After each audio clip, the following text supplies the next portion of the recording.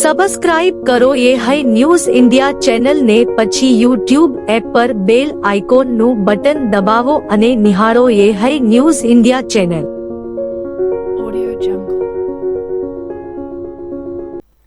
વાવથરા જિલ્લામાં ખેતીની સિઝન દરમિયાન ડીઝલની અછતને કારણે ખેડૂતો ભારે મુશ્કેલીનો સામનો કરી રહ્યા છે. આ મુદ્દે ભારતીય કિસાન સંઘ દ્વારા જિલ્લા પુરવઠા અધિકારીને લેખિત રજૂઆત કરી ખેડૂતોને સમયસર અને યોગ્ય પ્રમાણમાં ડીઝલ ઉપલબ્ધ કરાવવાની માંગ ઉઠાવવામાં આવી છે. પ્રાપ્ત માહિતી અનુસાર હાલ આંતરરાષ્ટ્રીય યુદ્ધ જેવી પરિસ્થિતિઓના કારણે વિશ્વભરમાં ડીઝલ અને પેટ્રોલની અછત સર્જાઈ છે, જેના પ્રભાવ ભારત પર પણ જોવા મળી રહ્યો છે. જોકે સરકાર દ્વારા ભાવ વધારો નિયંત્રણમાં રાખવા માટે પ્રયાસો કરવામાં આવી રહ્યા છે. તેમ છતાં ઉત્તર ગુજરાતના વાવથરા વિસ્તારમાં ખેડૂતોને ખેતી કામ માટે પૂરતું ડીઝલ મળવા માટે ભારે મુશ્કેલીનો સામનો કરવો પડે છે. ખેડૂતોને પેટ્રોલ પંપ પર લાંબી કતારોમાં ઊભા રહેવું પડી રહ્યું છે. ઘણીવાર કલાકો સુધી રાહ જોવી પડતી હોવાના કારણે ખેતીના કામમાં વિલંબ સર્જાઈ રહ્યો છે. સાથે સાથે ડીઝલની કાળાબજારી થતી હોવાના આક્ષેપો પણ ઉઠી રહ્યા છે, જેના કારણે ખેડૂતોમાં રોષ જોવા મળી રહ્યો છે. ભારતીય કિસાન સંઘ દ્વારા કરવામાં આવેલી રજૂઆત સરકારને ખેડૂતો માટે અલગથી યોગ્ય વિતરણ વ્યવસ્થા ઊભી કરવાની માંગ કરવામાં આવી છે. તે ઉપરાંત ખરેખર ખેતી કરતા ખેડૂતોને ડીઝલ મળે તે માટે કોઈ વિશેષ કાર્ડ અથવા ઓળખ આધારિત વ્યવસ્થા અમલમાં મૂકવાની પણ માંગ કરવામાં આવી છે, જેથી ખેતીના કામમાં આવતી ડીઝલ સંબંધિત અડચણો દૂર થઈ શકે. હાલ ખેડૂતો સરકાર તરફથી તાત્કાલિક અને અસરકારક પગલાંની રાહ જોઈ રહ્યા છે. એના માટે ત્યાં ખેડૂતોને પણ અમારે ડીઝલની ખૂબ જરૂર પડી રહી છે અને અમે સાહેબ પુરવઠા અધિકારી સાહેબને નમ્ર અરજ કરીને વિનંતી કરી છે કે ખેડૂત હેરાન ન થાય અને એ લોકોને થોડા એમ કે કોઈ કાર્ડ કે એવી વિકલ્પ વ્યવસ્થા થાય ને એના ઉપર કાર્ડમાં ડીઝલ મળે તો 40 કિલોમીટર પંપ દૂર પડતો હોય તો અમારે ટ્રેક્ટર લઈને જવું પડે, એના ઉપર ડીઝલ મળી રહે, ખેડૂત હેરાન ન થાય, સરકારને પણ એમાં હચવાઈ રહે એવી અમારી સરકાર સાથે ખૂબ રજૂઆત છે. અને અત્યારે ખેતીની સિઝન છે, વરસાદ ચોમાસું નજીક આવી ગયું છે, ખેડૂતોને ખેતીને ખેડવાની પણ સિઝન છે, એટલે અમે સરકાર સરને ખૂબ રિક્વેસ્ટ કરી પણ કે એક ખેડૂતને 40 લીટર ડીઝલ મળે એટલે અમે કાફી થઈ ગયું છે, વધારે અમારે સંગ્રહ કરવો નથી. અમદાવાદ શહેર ક્રાઇમ બ્રાન્ચે એક એવા સાતીર ભેજાબાદની ધરપકડ કરી છે, જે ડેટિંગ અને મેટ્રોમોનિયલ એપ પર પોતાને ગુજરાત પોલીસના પીએસઆઈ તરીકે ઓળખાવી યુવતીઓને પ્રેમ જાળમાં ફસાવતો હતો.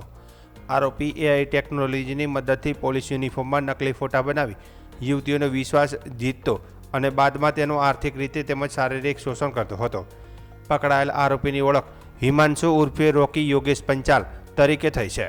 તે મૂળ રાજસ્થાનના ઉદયપુરનો રહેવાસી છે અને હાલ અમદાવાદના સાબરમતી વિસ્તારમાં રહેતો હતો. પોલીસ તપાસમાં સામે આવ્યું છે કે આરોપી શાદી.com, જીવનસાથી, બુમ્બલ અને હિંગ જેવી એપ પર સક્રિય હતો. તે પોતાને crime branch cyber security PSI તરીકે ઓળખાવતો હતો. યુવતીઓને વિશ્વાસમાં લેવા માટે તેને કેનવા એપથી ગવર્મેન્ટ ઓફ ઇન્ડિયા લખેલા નકલી આઈ કાર્ડ તૈયાર કર્યા હતા. તે ઉપરાંત બજારમાંથી પોલીસ લોગો, બેલ્ટ અને બેજ ખરીદી એઆઈથી પોલીસ યુનિફોર્મવાળા ફોટા બનાવતો હતો. છેલ્લા 6 મહિનામાં તેણે 20થી વધુ યુવતીઓને, ખાસ કરીને ડિવોર્સી મહિલાઓને પ્રેમજાળમાં ફસાવી લાખો રૂપિયા પડાવ્યા હોવાનું પણ સામે આવ્યું છે. ક્રાઇમ બ્રાન્ચે આરોપીની પાસેથી રૂપિયા 40,000 રોકડા, મોબાઈલ ફોન, નકલી આઈ કાર્ડ અને પોલીસ સંબંધિત સામાન જપ્ત કર્યો છે. હાલ આરોપી સામે વિવિધ કલમો હેઠળ ગુનો નોંધી વધુ તપાસ હાથ ધરવામાં આવી રહી છે. બનાસકાંઠા રેન્જ પાલનપુરના પોલીસ મહાનિરીક્ષક પરીક્ષિતા રાઠોડ તથા વાવથરા જિલ્લા પોલીસ અધિક્ષક ચિંતન તેરાના સૂચના મુજબ પોલીસ પ્રજા મિત્ર અભિગમ હેઠળ ગુમશુદા વ્યક્તિઓને શોધી પરિવાર સાથે મિલન કરાવવાની કામગીરી હાથ ધરવામાં આવી રહી છે. નાયબ પોલીસ અધિક્ષક SR ભારાઈના માર્ગદર્શન હેઠળ આખથળા પોલીસ સ્ટેશનના પીઆઈ MB રાઠોડે સ્ટાફને ખાસ સૂચનાઓ આપી હતી. આ દરમિયાન આખથળા ગામે હાઈવે પર એક સગીર બાળક એકલો ફરતો જોવા મળતા પોલીસે તેને સુરક્ષિત રીતે આખથળા પોલીસ સ્ટેશન ખાતે લાવ્યો હતો. બાળકને ભોજન પાણી આપી વિશ્વાસમાં લઈ પૂછપરછ કરતા તેણે પોતાનું નામ નવીનભાઈ ભરતભાઈ પ્રજાપતિ, ઉંમર વર્ષ 15 રહે, જસરા, તાલુકો લાખણી હોવાનું જણાવ્યું હતું. બાળકે વધુમાં જણાવ્યું કે તે 19/5/2026ના રોજ સવારે કોઈને કહ્યા વગર ઘરેથી નીકળી ગયો હતો. ત્યારબાદ આખથળા પોલીસે બાળકના પરિવારજનોનો સંપર્ક કરી સગીર બાળકને તેના પરિવારને સોંપી સુખદ મિલન કરાવ્યું હતું. આખથળા પોલીસની આ માનવતાભરી કામગીરીને લોકો હાલ વખાણી રહ્યા છે. થરાદ પોલીસ સ્ટેશન વિસ્તારમાં LCB વાવથરાદે મોટી કાર્યવાહી કરી મિની ટ્રકમાં બનાવેલા ચોરખાનામાંથી વિદેશી દારૂનો જથ્થો ઝડપી પાડ્યો છે. પોલીસે કુલ રૂપિયા 24.63 લાખના મુદ્દામાલ સાથે એક આરોપીની ધરપકડ કરી છે. બનાસકાંઠા રેન્જ પાલનપુરના આઈજી પરીક્ષિતા રાઠોડ અને વાવથરા જિલ્લા પોલીસ વડા ચિંતન તેરાની સૂચના અનુસાર જિલ્લામાં પ્રોહિબિશનના ગુનાઓ સામે કડક કાર્યવાહી ચાલી રહી છે, જેના ભાગરૂપે એલસીબી પીઆઈ એપી ચૌધરીના માર્ગદર્શન હેઠળ ટીમો પેટ્રોલિંગમાં હતી.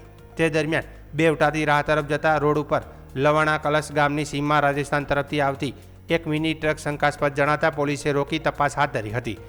તપાસ દરમિયાન ટ્રકમાં ખાસ બનાવેલા ચોરખાનામાંથી ભારતીય બનાવટનો વિદેશી દારૂ અને બિયર ટીનનો જથ્થો મળી આવ્યો હતો. પોલીસે ટ્રકમાંથી 7020 નંગ દારૂની બોટલો અને બિયર ટીન કિંમત રૂપિયા 14.58 લાખનો મુદ્દામાલ કબજે કર્યો હતો. સાથે જ રૂપિયા 10 લાખની મિની ટ્રક, મોબાઈલ ફોન સહિત કુલ રૂપિયા 24.63 લાખનો મુદ્દામાલ જપ્ત કરવામાં આવ્યો હતો. આ કેસમાં પોલીસે રાજસ્થાનના બાડમેર જિલ્લાના અકડરા ગામના જોગારામ મુલારામ ભૈરારામ જાટની ધરપકડ કરી છે, જ્યારે દારૂનો જથ્થો ભરાવનાર હિતેશભાઈ અને મંગાવનાર સચિનકુમાર કીર્તિભાઈ ભાવૈયા રહે હળવદ મોરબીને વોન્ટેડ જાહેર કરવામાં આવ્યું છે.